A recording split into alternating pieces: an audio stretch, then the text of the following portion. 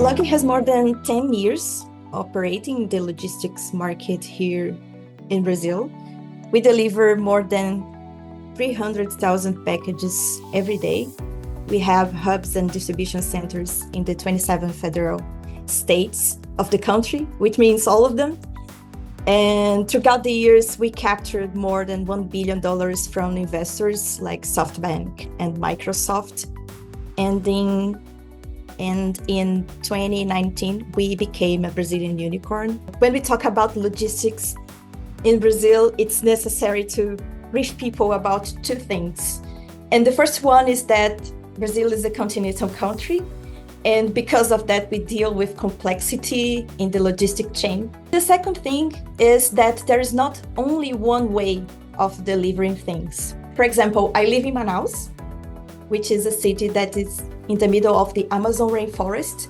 And because of that, because of the forest, we don't have paved highways that connects us to the central states. The first problem was that it was very common for our colleagues to Slack everyone, asking about which team or person had the context to explain the business rule of a given model or ask other questions. The second struggle was about data organization. People used to struggle to find out which table was the correct one to be used to produce other insights and answer new business questions. And this led, naturally, the entire data team to be less efficient. The third problem was regarding data reporting inconsistencies. We've been using Looker, that is our visualization tool, for more than 10 years of Loggi, and we never took a moment to reorganize everything that was built there. We also had the complexity of our data models,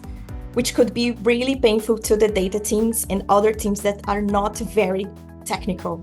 The first win for us was the definition of ownership, because in order to help people to find who could help them to answer questions about modeling business rules in a given model, we organized the DBT models and declared the ownership of these models.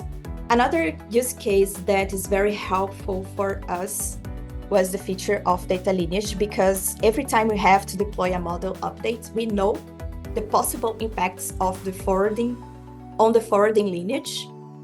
We also benefit from this feature when a model gets to the end of its life. And working together with the data quality feature, we have an alert channel that triggers us every time the data behaves different from what we expected. We used OpenMetadata to perform the deletion of dated dashboards. We had almost 18,000 dashboards and looks, and we were able to delete the majority of them and reduce it to the number of almost 2,000 dashboards. We are now working on governance and deleting almost 7,000 tables from Redshift, recovering almost $2,000 every month. People see value on it in the company.